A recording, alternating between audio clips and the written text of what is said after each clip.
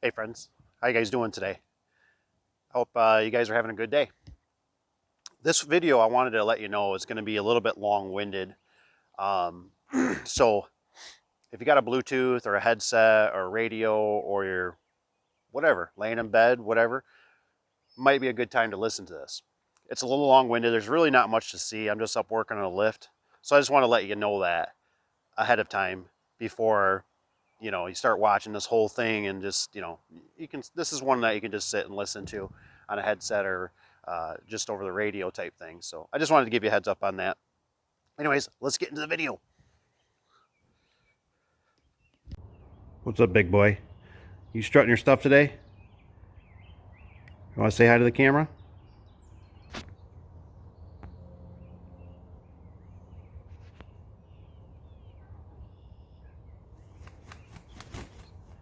Oh, oh, big boy, yes. King of the jungle right there.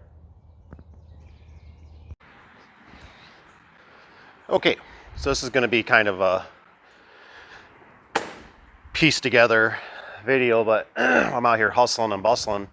I got all these things going through my brains, and yes, I am talking to you, camera, but I'm over here working, and I can't carry you around because I'm not a millionaire and I don't have a camera person. I guess I could bring one of the kids. I should have brought one of the kids. They were all sleeping. Huh, imagine that. Anywho, let's title this, let's just say, why I think we're screwed as contractors. Dave's opinion. Dave's 100% opinion on why we are screwed being contractors. So first of all, let's start out with a couple things. I want to put things in perspective for you that you think about and you go, that's just insane. Nobody would ever do that. And I want you to like narrow that down into the field of like maybe like what I do. Okay, so for instance, you ever hear that concept, low-hanging fruit gets picked first, right? Well, that's something that crossed my mind, and I'm telling you this to tell you that. So low-hanging fruit gets picked first, right? If you're hungry and you're on an island and there was coconuts or whatever there is, I don't know much about coconuts, but low-hanging fruit, you would pick that first, right? Because you anticipate maybe a ship's going to rescue you, or something better is going to happen. You're going to eventually figure out how to build a raft, whatever. So anywho, you do the low-hanging fruit first. Now, I've thought about this sometimes, just because I have weird, random thoughts in my head. And I thought about it one time about, why don't I do service calls in California? Now, I'm in Michigan, but it has crossed my mind. I thought, and I go, well, that would just be absolutely ridiculous. Could you imagine the time, and could you imagine the travel and the chances of getting in an accident, bad weather, getting a flat tire, the engine blowing up on your vehicle, the customer calling and canceling? Could you imagine, like literally, could you imagine driving that far and getting halfway there, sleeping in the back of your truck or inside the cab, no air conditioning, horrible conditions, missing out with time with your family? And could you imagine being, and somebody calls you and goes, oh, you know what? Harold, my uncle, stopped by and he got it fixed. You would be irate, right? And you built time in there. That's our biggest, sometimes our enemy is time. Because if you put more time in between us, there's more times to cancel. I have a car that I wanted to get detailed previously. Oops, I just knocked you over. You were in my way, Mikey phone. And anyways, I was going to get it detailed. Well, now I've maybe decided that I'm going to keep it and things of that nature. And so now there's time. So now they've banked on me for coming, and I might not come. Now, really, I should be a nice guy. The right guy would call and say, hey, I'm going to cancel my appointment, right? Let me make sure you're still recording up here. Hi, you know me? I know you. Are you still recording? You're still recording, aren't you? Okay. And so, anywho,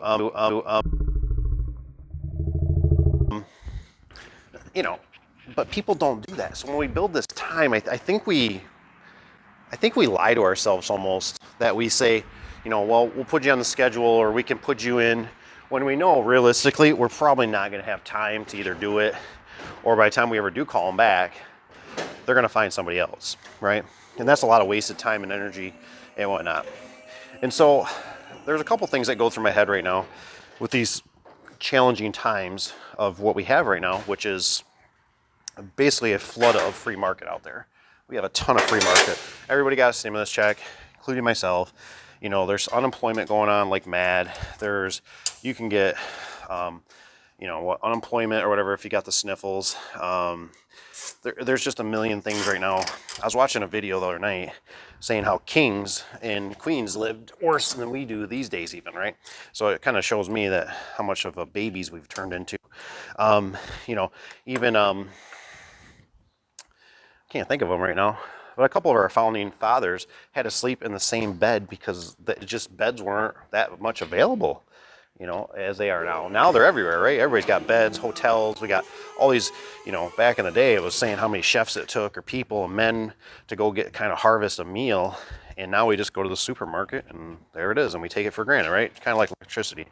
You take it for granted until you lose power, right? But now everybody wants to holler and scream and say, well, I deserve electricity. I pay the bill. That's my right. It's this. Well, you know, back in the day, they didn't even, you know, go ahead and hoot and holler and see if anybody would ever listen. No. Anywho, so I'm getting sidetracked here. The thing is what I'm trying to say is you really need to stay close. Right now, you got to protect the hive. And for like us, we have a problem kind of going on right now, is that we're trying to do work that is farther away, and we really don't need to do work that is farther away. A lot of people haven't experienced what I've experienced. We had a job that was, let's just say about 30, 45 minutes away on the GPS. It's more of an hour drive, because by the time you factor in the stops, the four ways that you have to stop at, the intersections, the traffic, the detours, it's all of an hour drive. And I know this just because I go out there for my brother-in-law. And so it's an hour drive out there. Even if we go out there and do a detail for future work, the problem is that we've never been to this place before, and we're going to get sucked in because nobody's going to have the nerve to tell them no. Say, nope, we're just going to do this one new door install, and then we're not going to warranty it when we leave, you know. And I don't even blame the customer for not, you know, kind of saying, I'm not accepting that. That's, I mean, you got to at least warranty this thing for a year. But the problem is what people aren't thinking about is if you touch that, right? Think about it as like this. Think it about as if you're messing around, right? And boy and a girl, you know, start kissing. Let's just use that. They start kissing. Certain things can happen, and it could be good result, it can be bad result, right? And what I'm trying to say is more likely in our incidents, it's going to be a bad result, because there's going to be a huge amount of time. Something's not going to go as planned. You're not close to home, let's just say. So if you have an emergency, that's a family member that gets something happens, a wife, a husband, whatever it is, things happen. That's the stuff that people take out that fudge factor, where they just go, they turn naive to it, and they say, well, that job should only take me 6 hours or a day or whatever, and it more likely turns in 2 to 3. And for a small business like us, we don't have that kind of time right now to dedicate to a customer for out that far away. And more than likely, what's going to happen, more than likely, is the customer's not just going to, I got good customers right now that should just accept my bid for what it is. And they don't. They have to get another bid, their boss makes them do it, yada, yada, yada, you know. It just happens. And I guess what I'm trying to say is it's probably not worth the squeeze, even though you think it might, you know, and you think, well, we need to, you know, it's mentality of, well, I got to go look at it, you know, because if you come from this desperate mindset, or you sell from your own pocket, you're going to have that mindset, and you don't want to have that mindset. You want to go for the low-hanging fruit to be profitable. I can tell you firsthand that when I used to work for Lowe's, I remember changing flat tires on the side of the road, helping a guy so he could get home, because he's already working at 6, 7 o'clock at night. He's burned out from the day. I remember being at a customer's house one time, literally thinking I was going to pass out, like I was going to fall off the ladder. I could barely hold myself onto the ladder because I was dehydrated. I mean, my shirt was all wet. I mean, you would have thought I peed myself because my pants were drenched right in front of my, my little thing I got down there. And I don't want to ever experience that again. I really don't. But I understand that that was a mindset. That was a mindset. That was my own doing. That was my own belief that if you were busy, you were making all this money. And that's not the case at all. At all. Just because you're busy does not mean you're being profitable. Just because you're moving around, just because you're looking like you're swinging your hands and you're swinging a hammer, does not mean you're being profitable. So you got to remember that. It absolutely means nothing. It means zero. You have to work smarter, not harder. You've heard this from your parents. You've heard this from your grandpa. You've heard this from all kinds of people in your life. Work smarter, not harder. And that's the bottom line. And so what I'm getting at is that you don't want to travel farther away when there's low-hanging fruit right in your backyard, because here's the thing. Like for us, for instance, we have customers that are willing, this might not be a good spot for that. We have customers that are willing to pay us that are local, right? And you take that factor out of there of the flat tires and all that other stuff. So, for instance, we had one that was about the same distance of one that we were thinking about maybe going and looking at recently. My guy, one of my workers, I remember he came back from that job halfway, and of course, I'm busy as snot. I'm doing stuff too, and things happen. He got a flat tire, and I remember he could not get that flat tire. He could not get that spare under his vehicle off, right? And so now I can't blame him. He he calls me and he's like, I can't get the spare off. I can't get the spare from underneath the vehicle. Now the vehicle's a little bit older, it's rusty. Up here in Michigan, we got this thing called rust. You probably never seen it, you California boys. SOS garage door. Shh, whatever. Anyways, so anywho, I go out there, I end up taking a grinder to it, and I cut it off, cut that thing off. I don't care. I just want to get this truck back home. It's Friday, it's whatever, it's a Thursday, it's late in the evening. Just want to get this stinking vehicle home. And at another point in time, I don't even remember how far apart it was, honestly. He might have been the same vehicle, might have been different. I can't remember. We've had so many vehicles. He ended up having a brake line that broke. Now, he's mentioned before that he could have just clamped it, right? Put a vice grip on it and drove it. It was the rear brake. It might have been the front. I can't remember. But anyways, it was peeing out brake fluid, right? So it's not safe to drive for instance, a 30, 45 hour drive, right? If it's right around the shop, that's maybe 5, 10, 15, you have more options. So this one, he doesn't want to drive it, right? So now what do we have to do? We have to send somebody all the way out there, right? And this is the stuff that your wife, your secretary, these people that don't do this out in the field all the time, don't experience and don't understand the problems that we run into. So we had to drive out there, and I remember we had to pick them up. I think I sent a technician out there. I think I sent another guy out there, right? So now we have a truck going out there, paying an employee to go get them. And at the point in time, I said, don't worry about it. Just leave it there. I will figure it out, right? So Super Dave to the rescue, like always. So now it's later at night. Things start settling down. I'm moving concrete. I'm doing whatever. It was just chaos, whatever it was. And I end up going out there. I have to take I think one of our kids, which at the time I might not have the right truck. So our kid was like literally driving riding in the vehicle, probably like unsafely, let's just say. Not in a baby seat like it should. It was probably cradled between us, as safe as, you know, back in the day when they didn't have seatbelts. But anyways, you know, but this is the stuff people don't see. And so we go out there. I'm like, you know, this is not like rocket science. I took a pair of vice grips, I clamped her down, and I drove it back to our town where our mechanic is, because at the point in time we are so busy with work, there's absolutely no way I can fix this. So now I have to pay a mechanic, right?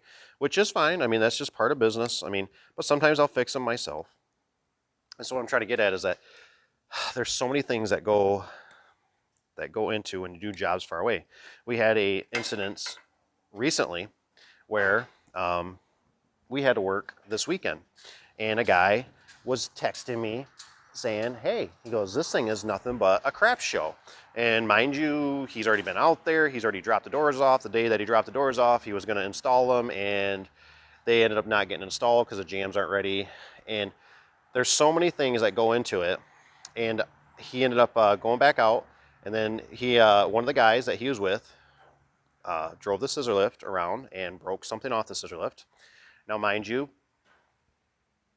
this job probably happened because it's far away, and that's why it happened on the weekend. This job probably was not factored in with overtime. It was not probably factored in with an extra trip. It was probably not factored in bringing a guy off the street or whatever and paying cash or whatever, you know. I mean, and so, you know, these things were not factored in. These were like, oh, we'll just go there and it should take a day and we should get it all done, and me and another guy and blah, blah, blah, blah, blah. And that's just not how it happened. So the real world is now he's down there. It's on the weekend.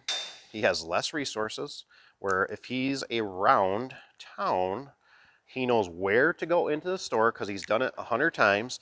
He knows where to buy stuff. Like, he was running out of drill bits. I think his drill bits were smoking on him.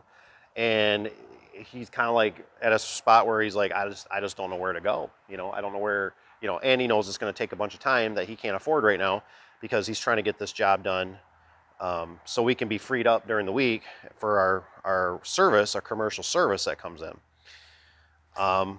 Where, just to use it as an example, I was working in town, right? My job didn't go nearly as bad. I was actually here on the Saturday, and I have unlimited amount of resources now. Of course, I'm at a rental place, but my scissor lift breaks, I got another one. But I'm also close, so even if I was just a couple miles down the road, I still have this place that I know. These people know me by name. They have an account here. That saves so much time versus going into a blank. Like, we know what kind of equipment they're going to have. We know what we're going to run, versus when you go to a place that you have no idea where you're going, who you're talking to. They don't know you from, you know, Adam. That changes a lot of things that people don't think about. I mean, they really don't. I mean, another instance was when we went out to do those the Liftmaster light curtains that they've generously have sent me some. I have not unpackaged them yet because of the cough virus going around, that we're down a couple people. And so,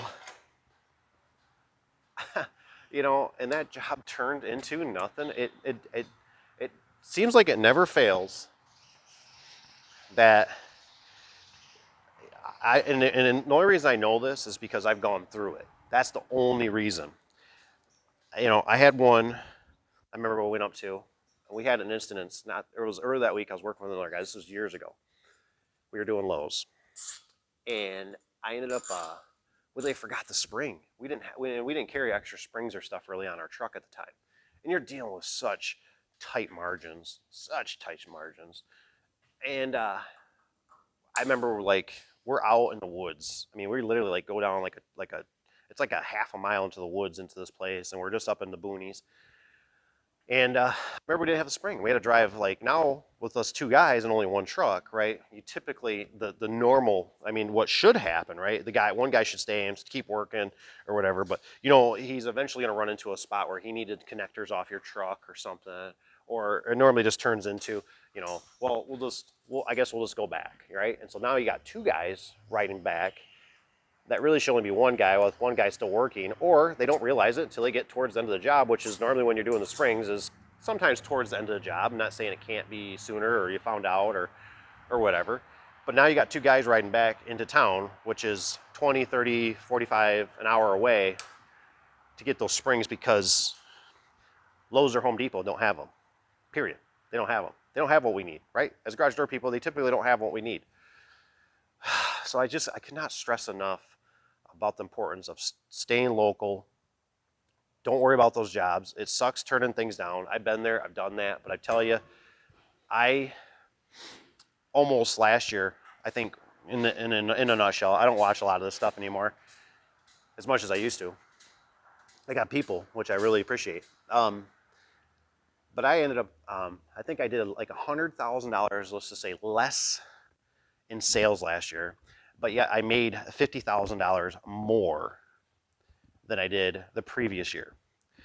So what I'm trying to say is just because you're staying busy and just because you're, like you got, 100 or 800 or 500, whatever yours is in sales, remember what's left over.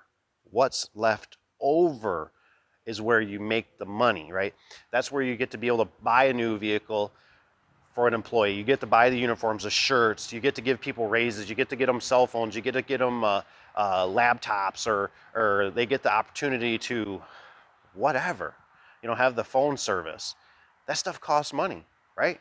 And you're doing this to try to make money. But if you're not being smart and just keep looking and keep being busy and getting, oh, I got the job, and I'm busy, eventually what'll happen is you will come to the end of the year. I guarantee it. And you're gonna sit down to your accountant. And I remember one year, many years ago, I think we had like $800,000 worth of sales. And they said, oh, you did, 800 and some dollars of sales. And I was like, yes. I was like, we did so good, and then they go, and you're left with like $30,000 profit.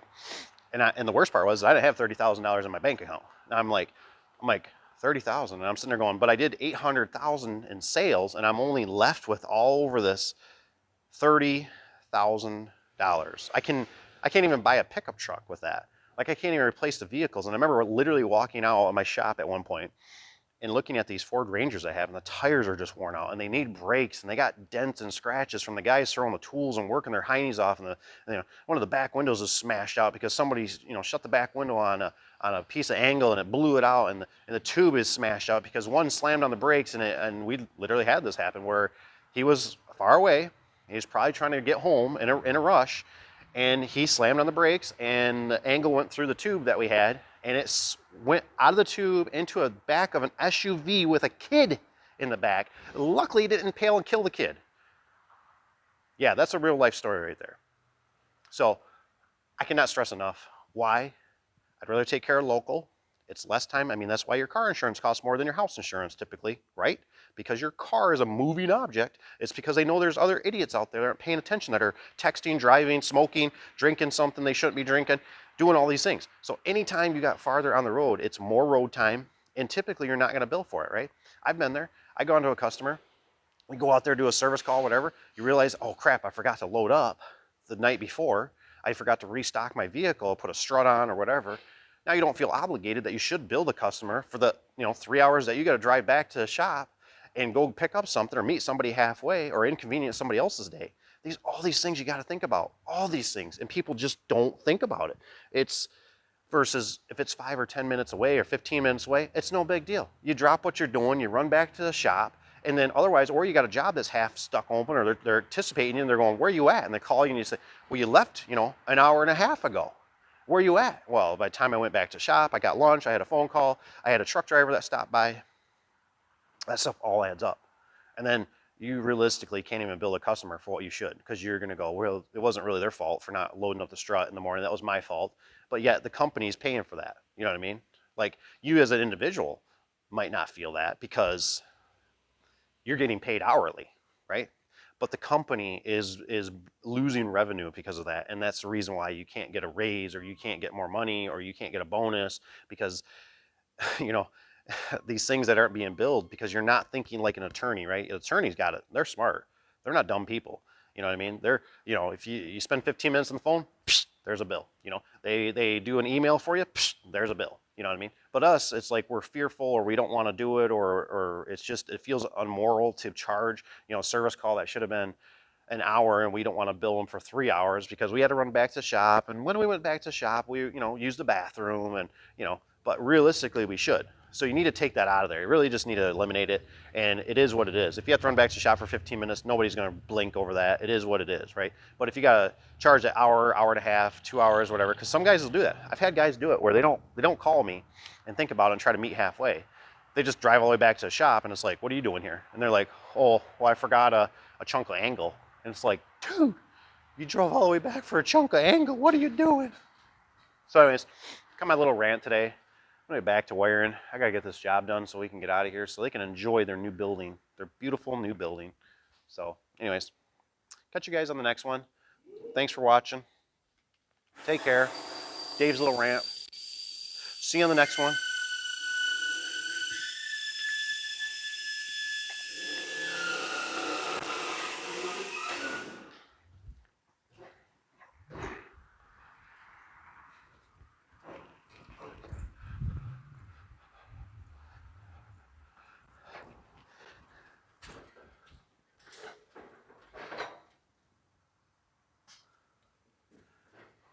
Also, as a little disclaimer, if you have no work, then you got to do something, right? So you do have to make those travels. But if you got work and it's local, keep your local happy is what I'm trying to say. If you have absolutely nothing, you're just starting out, you got to do what you got to do.